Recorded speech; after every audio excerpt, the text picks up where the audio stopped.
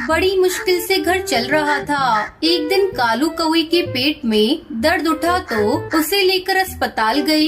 देखिए, कालू का लीवर खराब हो चुका है, अब उसे नहीं बचाया जा सकता। वो कुछ ही दिनों का मेहमान है।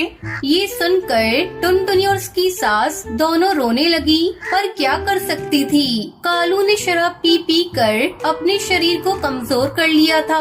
आखिर कुछ महीनों बाद वो मर गया तो घर में खाने के लाले पड़ गई। दोनों सास बहू घर घर भीख मांगने जाने लगी। कहीं से कुछ खाने को मिल जाता तो वही खाकर गुजारा करती।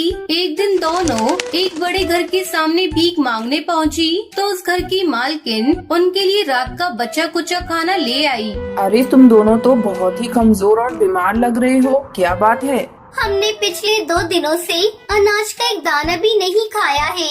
मेरे पति की मृत्यु के बाद आय का साधन बंद हो जाने के कारण हम दोनों सास बहू भीख मांगकर ही गुजारा कर रहे हैं। अच्छा, ये तो बहुत दुख की बात है। तुम दोनों रोज सुबह मेरे घर आ जाया करो। हमारे घर पर बासी खाना कोई नहीं खाता और ज्यादातर खाना बच ही जाता है। तुम लोगों को कम से कम भूखा तो नहीं रहना पड़ेगा। टुनटुनी और उसकी सास ये सुनकर बहुत खुश हुई। अब उन्हें कम से कम भूखा नहीं रहना पड़ेगा। दोनों रोज सुबह ही उस मकान मालकिन के घर के बाहर पहुंचकर पुकार लगाती और मकान मालकिन उन्हें रात का बचा खाना दे देती। धीरे धीरे दोनों बहुत ही स्वस्थ हो गयी, साथ ही साथ आलसी भी हो गयी। एक दिन टुनटुनी की सास कुछ बीमार थी। अरे टुनटुनी, मेरे सर और बदन में दर्द हो रहा है। ऐसा कर, आज तू बर्तन लेकर चली जा और मेरा खाना यहीं ले आ। ठीक है माँ जी।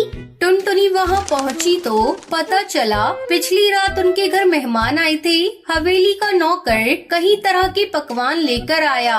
ये ले भिखारन चिड़िया, ये ले, आज तो तेरी और तेरी सास की दावत हो गई। आजकल तो मालिक के घर मेहमान आए हैं, इसलिए रात में कई प्रकार के पकवान बने थे। मालकिन ने गुलाब जामुन तुम दोनों सास बहुओं के लिए भेजे हैं। टुनटुनी ने धन्यवाद कहते हुए उससे पकवान ले लिए। गुलाब जामुन देखकर उसके मुंह में पानी आ गया।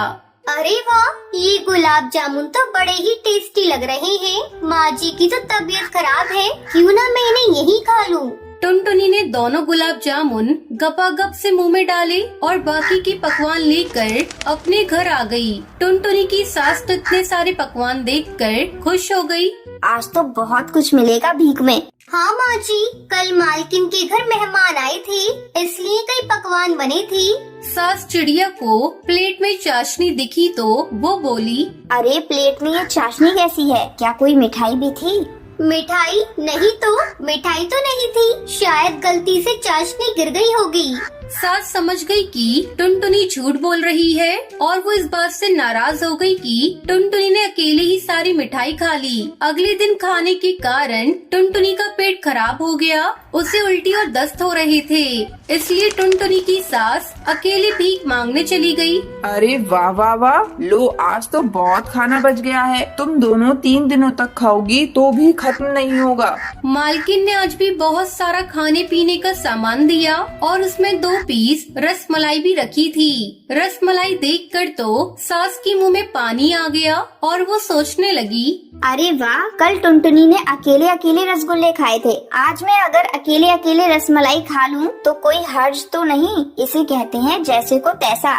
सासू माँ खाना लेकर घर पहुँची तो टुनटुनी का भूख से बुरा हाल था। सारा दिन उल्टी और दस्त से वो पस्त हो गई थी। अरे माँ जी, आज भी बहुत अच्छे अच्छे पकवान मिले हैं। हाँ हाँ बहू, तेरे लिए मैं बहुत अच्छे अच्छे पकवान लेकर आई हूँ। टुनटुनी की नजर प्लेट में पड़े सफेद पीले कलर के दूध पर गई। चक्कर देखा, ये तो रसमलाई का दूध है। माँ जी, कुछ और भी मिला था खाने को?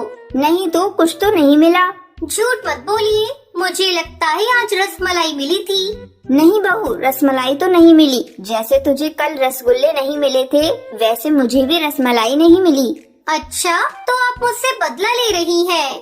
नहीं, मैं तो तुझे सबक सिखा रही हूँ। अगले दिन दोनों साथ फिर उसी मकान मालकिन के पास पहुंची।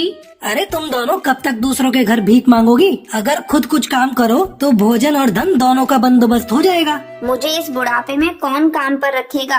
अरे बूढ़ी हो, अपाहिज नहीं। मालकिन की नौकरानी काम छोड़कर चली गई है। अच्छा मौका है। मालकिन तुम दोनों पर पहले से दयावान है। अगर कहो तो तुम्हें यही काम दिलवा दूं। झाड़ू पोछा बर्तन तो कर लोगी ना?